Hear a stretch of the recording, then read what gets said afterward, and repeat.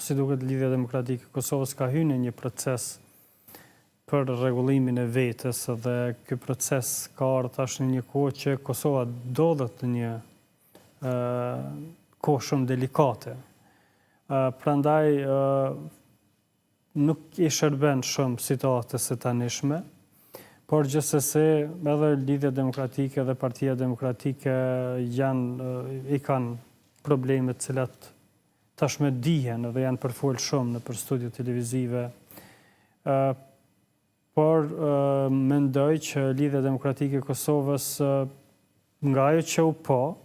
kishte një gatishmëri për të futur në një koalicion dhe për të ndërtu së bashku me lëvizjen vetëvendosje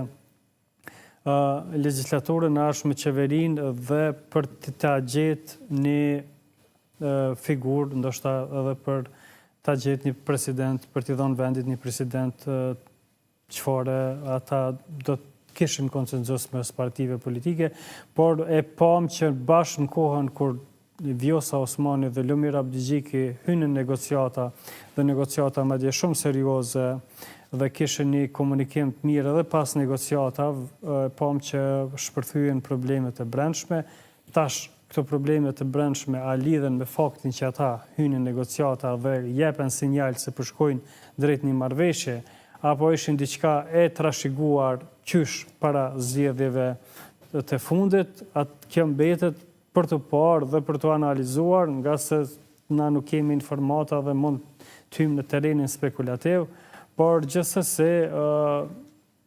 vendi do të kishte bën shumë dobi një parti,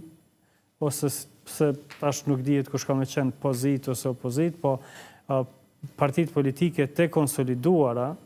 edhe pse këto e kam një mendim, për shembull Lidhja Demokratike e Kosovës është parti institucionaliste dhe nëse ka qenë shkaku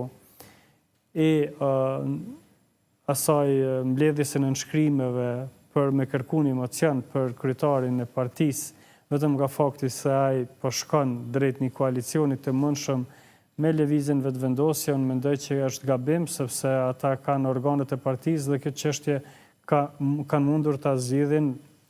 duke e qitur në votim,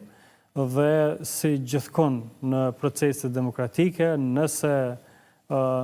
organet e partisë ja kishin jep dritën jeshile koalicionit, zonat tjerë cilët janë kundër koalicionit i takon me hesht edhe me u bind atyre, sepse ashtu merret vendimet. Kur nuk mundemi asnjë në shoqëri demokratike nuk arrihet konsenzusi 100%, shumë rrallë ndodh, por